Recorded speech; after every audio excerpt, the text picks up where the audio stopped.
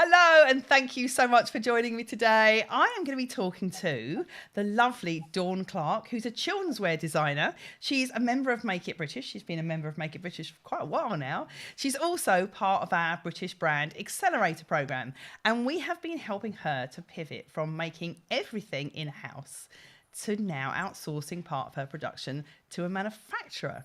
So let me bring on the lovely Dawn Clarke. Hello, Dawn. How are Hello, hello, you? London calling. Hello.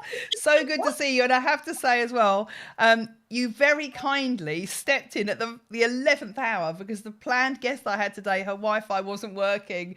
So thank you, thank you, thank Oh, you. you are Uh, so welcome. I just hope I haven't let all those other lovely people out there watching going, oh, I wasn't expecting that. uh, But yeah, you are an absolute treat, and thank you for even, thinking of me and allowing me actually to talk about my journey and that switch and that transition from bespoke to ready to wear. I mean, yeah, it's been a huge journey, but one that I'm happy to share just to Brilliant. help everybody else out in the industry as well. Yeah, fabulous. Thank you. Amazing. Fantastic. Well, where should we start? Do you want to start by just telling everyone, why? Because so you joined British Brand Accelerator a few months ago. What made Yeah. you decide to join? What was the point in your Okay. business that you made the jump? Right. So for me, it was, I've always done the bespoke clothing. Everything's always been super lovely, all in house, pattern drafting, everything. And it was all about time and the journey with that client. And then when we came out of COVID, I realized that a lot of my clients, their mindset had changed. They didn't, I mean, they wanted special clothing, but they didn't want it to take forever to make. They want it now because time is so precious. So that's what I decided to go for, a switch to ready to wear, not having a problem in respect of my fabrics. My fabrics had, that was the one key element. I had to keep the lovely fabrics that I work with. I love working with tricky fabrics, and that was my one key, that I wanted the children to really, really experience, what it is to wear that piece of clothing that is so special. If you've got one piece of clothing that, yes, it may cost a little bit more money, but you can do so much with it. It's not just a fairy tale princess dress. It can be a dress that you wear for special occasions, but Christmas, at birthdays, you can go to a very nice restaurant in it, just change the band, and then you've got a beautiful piece of clothing that's really lovely. And I just wanted every little girl to feel how it feels to have that beautiful piece of clothing, and that's why I switched, literally, because I just want everyone to experience that. Yeah, that was So my. you were making everything yourself, weren't you? Everything Yeah. was totally bespoke. Every dress was Oh my God. different. Say again, sorry. Everything was different. Every dress Yeah. was different, wasn't it? Oh my God. I didn't know what was coming through the door. So literally, I was turning on a sixpence. So, for example, one minute I would be doing this fabulous little military jacket and pattern drafting that and getting the fabrics and talking to the client and finding the right braid. And then the next minute, I'm just doing a flag girl dress, with, a bit of detail here and there. And next minute, they want a cape. And then somebody else wanted a Cinderella dress. Yeah. And it was a lot of energy, Kate. A A lot lot. of And you were energy. A burning lot. yourself out and Absolutely. Yeah. potentially not pricing everything correctly either because No. everything was Roy- different.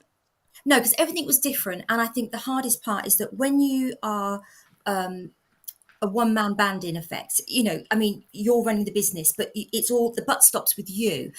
You have to think about everything, and things do slip, and that's the one thing I noticed, is that, not only did fabric prices change dramatically, but I needed to make sure that I had sort of, it was, the business was in a zone where it was easier to manage, in respect of, this is the pricing bracket for this, and I've really done the research behind it. This is the manufacturer I'm going to work with, got a great relationship with them. And that was how I kind of thought it through. So it was, yeah, it was tricky when it was just bespoke all the time, because, yes, you can buy one piece of fabric, and because it's children's clothing, you don't need much, but you're always looking and sourcing, and always looking, so you're always looking at a lot of energy constantly, and that wasn't actually being fruitful in the bigger, longer picture. That's what it felt like, if that So makes sense. yeah, fruitful. I think that's a yeah, good way of putting it. Maybe Yeah, the business could have been more profitable. yeah, yeah, definitely. So you definitely. decided then that you wanted to start outsourcing, at least making one style to start Yeah, with a yeah, manufacturer, and you reached yeah, out to I us to help did. with that. What did you have to get together, and how did we work together to get Yeah. everything in place So, before you did start so working with a I'll be manufacturer? honest with you, I was really nervous because, I'm an absolute perfectionist, and the word sort of getting it wrong didn't want to be on the agenda. So I really wanted to make sure that I sourced the right person that worked with me in the right way, that gave me all the support, but wasn't just the talk. It was actually drilling down and giving me the resources and showing me how to do it step by step by step. And that was what, you guys did brilliantly. And I mean, really helped me enormously from, things like, gosh, so this was a brilliant one, right? I'm thinking on my head here, right? So the customer persona. So in the past, I'd always thought, everyone said, oh, you've got to have a customer persona, got to have this. And I thought, yeah, perfect, I can do that. And I literally just wrote it down and thought, yeah, that's it, I've done it. And then when I sort of started on the process with yourselves, I suddenly realised I hadn't done any. I was I was on a different planet, total different planet. And that was when I really had to understand the values and the pain points that the customer was going through and where I was actually going to, why were those customers going to buy my outfit? And that's what I really went back to every time. Why are they going to buy my outfit? And, I really thought long and hard about the fact that what can I add, from all the little extras that I've put in, they all went back to that same point of my customer persona. And that was the starting point that I realized, Dawn, you have a lot to learn. And I'm still learning now. And Massive. we kept saying to you as you kept coming up with design features, you'd say, should I do this color or should I do that? What would Dawn go back and think? What would your Yeah. customer want? Because Yeah. it always has to go back to the customer. And I think you were making the mistake that so many people do, with going too broad originally and saying it's children, all sorts of children from this age to this age, and they Oh, could my God. live anywhere and they could have any sort of lifestyle, and you've Absolutely. pinpointed it. And that was the key bit, Kate, because having done bespoke before, and you know that when you can pattern draft yourself, nothing's a problem. So my customer clientele would go from an 18-month-old baby right through to a 7-year-old, 8-year-old, 10-year-old even sometimes. So to suddenly look at the boundaries and set them that are achievable and also affordable as well, so that was absolutely key. So that helped me because then I suddenly went down to like, oh, actually this is the age group I want to do, this is the bracket I want to work in. I'm not interested in doing this, I'm not interested in doing that. And all of it was a great big thing that I had to kind of bring together. It was a lot of thinking, I had a lot of headaches, but I did it, Um, and it was, and we did quite a lot of diving into those costs, didn't we? And kept saying, Dawn, do oh my you life. really need this? Do you really need that? Do you really need to spend that much on packaging, Dawn? I did. And that was that. Oh, yeah. Thank you. Thank you The for that, Kate. packaging. Thank you for that one. The packaging. Oh. So what happened was, bespoke. You go all out. You go all out. And I did go all out. So I had everything from beautiful little sort of wash care kits with a little sachet inside and all these things beautifully done. And then realized that when I had to look and take it, strip it all back and look at the nuts and bolts, even down to the actual boxes that I was using and the packaging I was using and the price at that cost, then it was like, okay, this isn't going to work. So I then chose the elements that I really didn't want to drop, kept those, and then worked everything else around it. And at the same time, put my sustainable head on to think about the environment. How's it going to work? What I'm going to do? Yeah. And And think then from there that. was one final thing that you had to do before we introduced you to a manufacturer or manufacturers, and that was the dreaded tech pack, wasn't it? Right. But you nailed it I simply and did. And easily. you know what? The tech pack, I'd heard so much about a tech pack. And I was out of my depth totally. But once I'd watched the videos and been taken through the steps that you have to do, that all the stress and anxiety just disappeared because I realised, because I'd pattern drafted the dress myself. I knew the fabrics, I knew what I was doing. I'd already got the connections with some suppliers.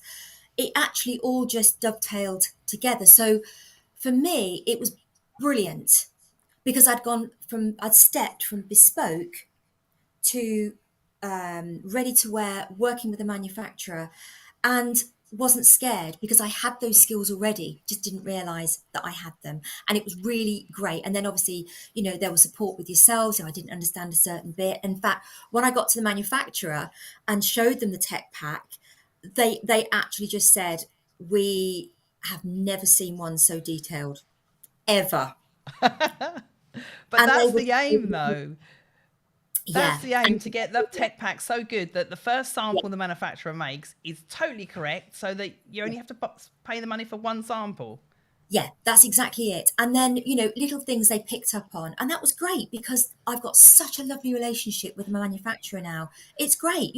They said, "Oh, can you just change this and change this and change that?" I was like, yeah, absolutely. So left there, made some tweaks, sent it straight back to them, and they love it. They just said they wished all their clients would do it in that style because they don't see that very often. So it was really lovely, but it wasn't the challenge I thought it was going to be. In fact, it was quite the opposite. It was brilliant. Loved it. Loved it. Fantastic.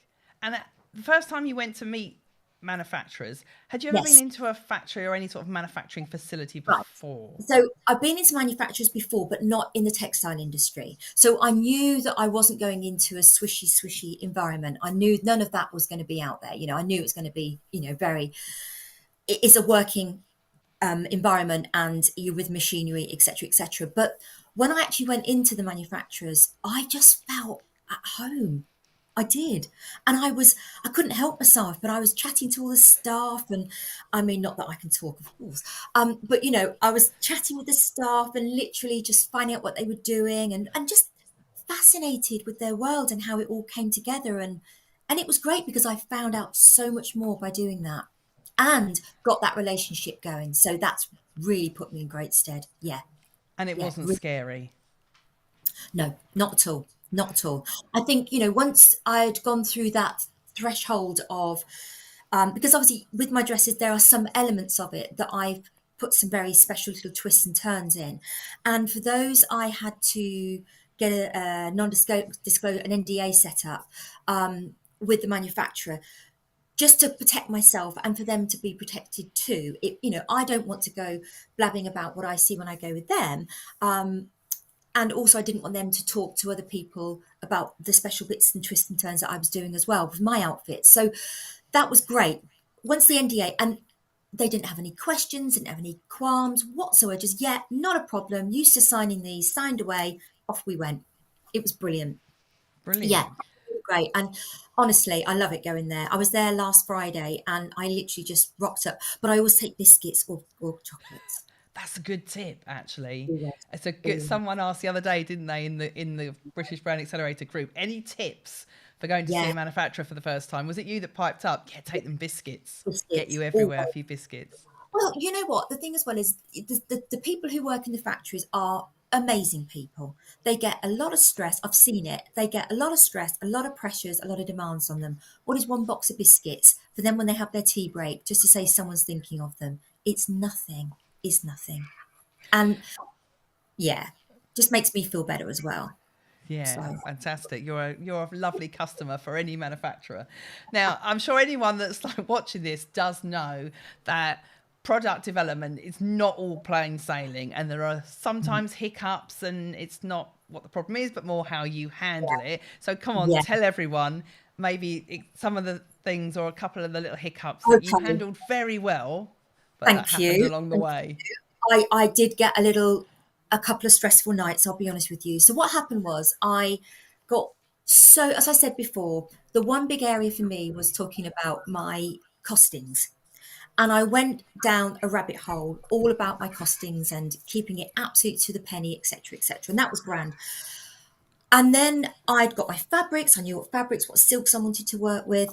And then they arrived and I said, yep, that's great, lovely, and shipped them off happily and skipped away. What I hadn't realised was that I hadn't tested my fabrics before I turned up at the manufacturer.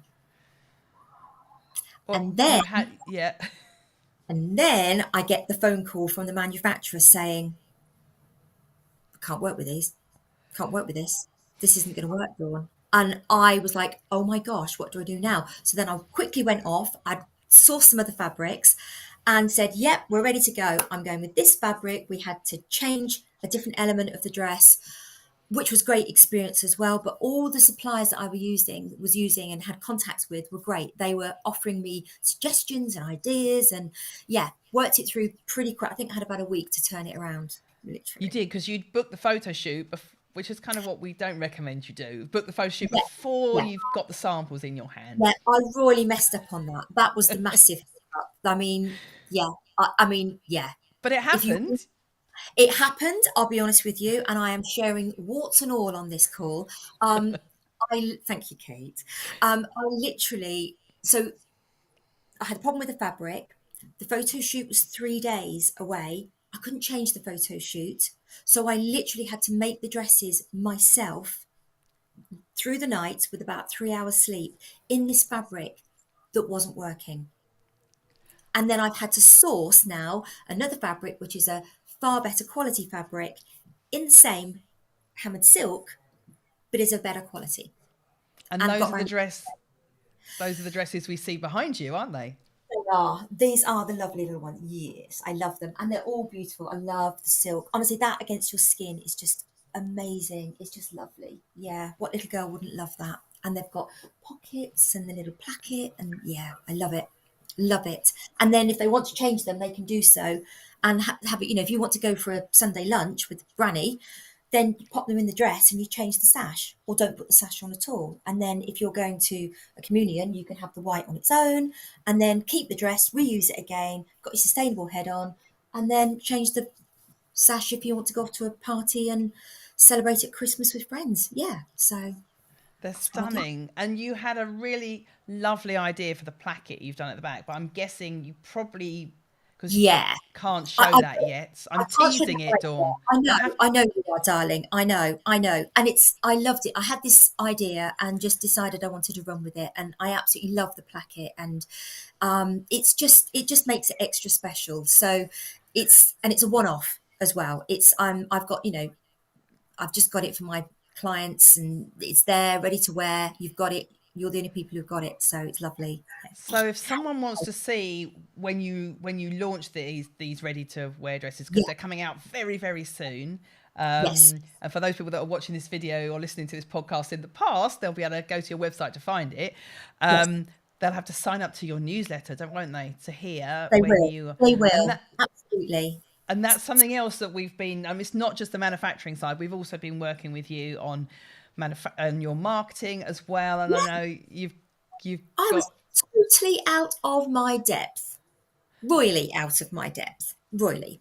And I loved sewing because I could hide behind. And I didn't want to do any of the marketing. I was a bit like a petulant child, really. I didn't want to do the marketing. I just thought I could just hide away and just make dresses and let's just leave that there. And then I realized that actually I need to get clients and for these particular dresses that are interested in them. So I've got a new website that's come along and actually it's halfway built as we speak, which is lovely.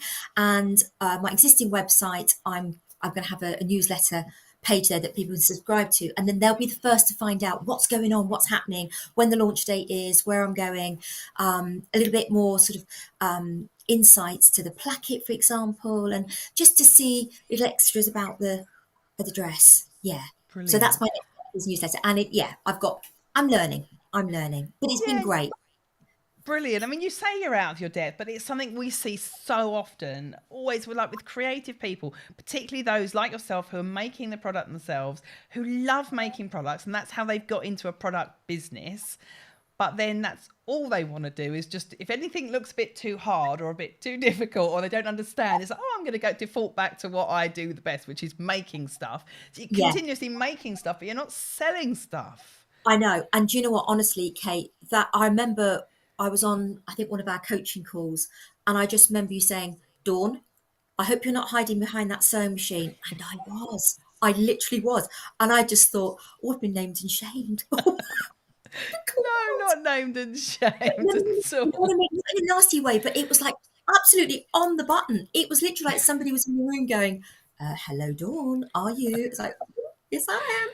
So, and it's great because now I know what I'm doing, and I know my next steps, and that's what I'm learning to do, is to go through things properly and not just skim a little, dip into that, actually really get to know what I'm doing. And yeah, it's great. I love it. So, Brilliant. And I'm yeah. sure anyone watching this as well that's got a product business that makes for themselves.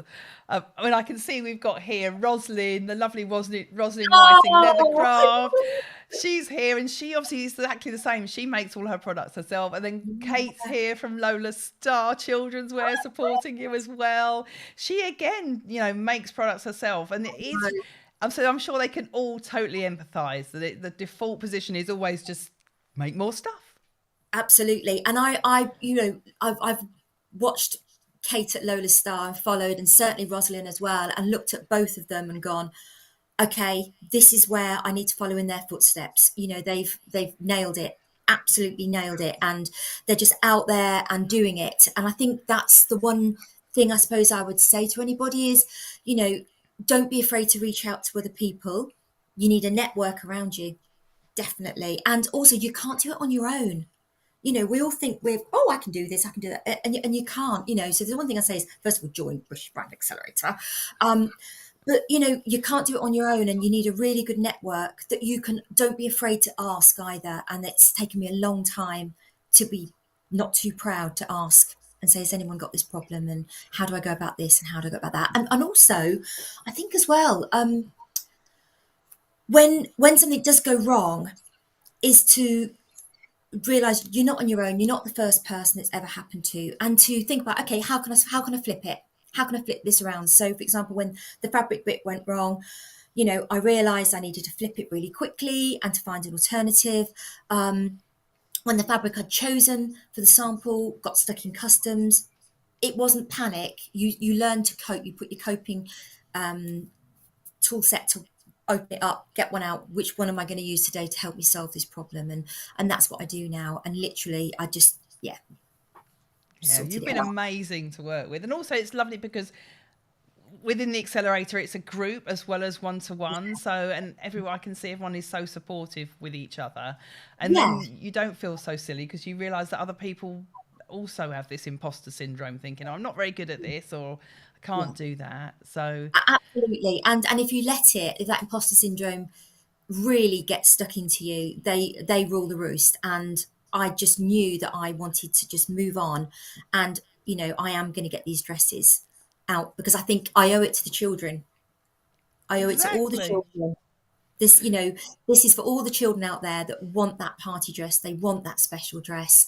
They want to feel that lovely silk against the skin. And know that it's not just to wear it once. You can wear it again and again and again. And I think that's what people should be looking at. Yeah, Yeah, I brilliant. love it's for the kids. It's for the kids. I love the children. So yeah. Oh, fantastic. We've got Kate from Lola Star is saying, no, I've not nailed it yet, Dawn. Well done, Dawn. I've not really nailed it yet. So there you go. Just goes to show. You think Kate, someone thank else you. has nailed it, but that's just what you see Yeah, on the outside. It looks super that's so slick, true. Yeah, but that is so true. so that's where all small businesses are go through exactly the Yeah, same concerns. we are. So We a are. final question for you then, Yeah, Dawn, sure. and then maybe if anyone else has got a question for Dawn, pop it in the comments. Um, what advice would you give to someone who is maybe making everything themselves currently and is thinking, maybe I should or could outsource some of this? What tips would you give them?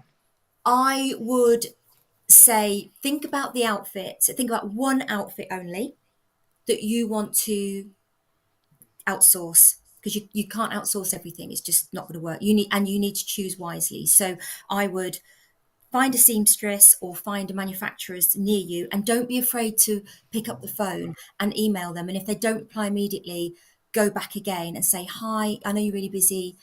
Do you have 5 minutes to spare, etc., etc. So I would definitely find something to help you. Choose one outfit that you are happy for them to trial and work with you on. So, it doesn't have to be the most complex one. It can be a very simple one to start off with. That's what I would say. And then build it up from there and build that relationship up and slowly, yeah, outsource it that way. That's brilliant advice. And don't stress out too much about tech pack. Absolutely not. Absolutely not. And if you need to learn how to do a tech pack properly, they need to get in touch with you, Kate. That's what they need. Well, really, it's Michelle on my team that's the tech pack Yeah, I pro, know. Amazing. who She is gives you amazing. all the tips and advice, saying, no, you might want to make sure you've included this. And what about your bill of materials, Dawn? I know, but yeah, Michelle, you're amazing. I'm sure she's watching in as well. I hope so, because she's in a million. Brilliant. So, has anyone got any questions for Dawn? I can just see that everyone's giving you the clapping emojis and smiley emojis. And then Emily is here as well from Make It British in the comments. So, where can everyone find you, Dawn? Tell everyone when are you anticipating that your dresses will launch? Because it's very soon. You might not want to give the date. Well, I know it's going to be early November. Early November, they're going to be out there ready in time for the Christmas parties and special events and that kind of thing. So that's when it's going to be. If you want to have a little look, I've got a new website coming. It's not out yet, so at the moment you'll just see all my bespoke work, but it's dawnclarkedesigns.co.uk. dawnclarkedesigns.co.uk, and on social media as well. And on social media, it's at Dawn Clarke Designs. Yeah. And that's on Brilliant. Instagram.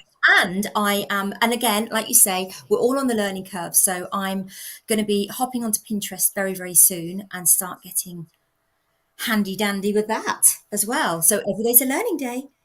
Yeah, because you've kind of identified that the look of your dresses and the target customer that you're aiming for is someone that's in US, but not just in any old state in the US. You've got quite hyper targeted, haven't you, about where you're aiming for? Yeah, I know exactly where I'm aiming for. And I just want to make sure that they also get the opportunity to see the traditional luxury British clothing that they love. And I just want to make sure that they can see that in the States as well. So yeah, that's why I'm going, and every day's a learning day. So I'm off to get my head around Pinterest next. Brilliant. Well, you've got to also make sure you're spending time every single week on marketing and not just I know, absolutely. And that has been a big turning point for me. Massive turning point. And that's also another tip I would say is it's so easy when you look at your diary for the week. I'm probably taking my time up too much here, but when you're looking at your diary for the week and you go, okay, so Monday I'm doing this, da da da da da, da, and it's all linked to sewing, you have to stop and you have to literally say, okay, what marketing job do I not want to do this week? And then you carve a whole day out for that. And we know what that is currently, isn't it, Dawn? It's setting up that page for your newsletter. People want to sign up to your newsletter. Yes, we do. I'm going to do that. Brilliant. We've got Brian Clarke. We've got Brian Clarke here doing clappy hands, I think that says. Oh, that's your Brian, isn't it? I've just realised Brian. Oh, yeah. Oh, that's your very supportive husband. He is. He's my absolute rock. Absolute rock, yeah. And I couldn't do this without him. So I'm not going to get emotional, but yeah, he really is. And that's, if you've got a partner that can support you all the way, my golly jolly, you are 99% there before you even get going. Yeah, it's brilliant. Yeah. It's absolutely fab. So yeah, so definitely carve that time out. If you need to do marketing, you need to carve a day out for it. If you need to do website work, carve that day out and put it in your diary and stick with it. Definitely. And Rosalind's saying that's great tips. Great tips. Really, really good.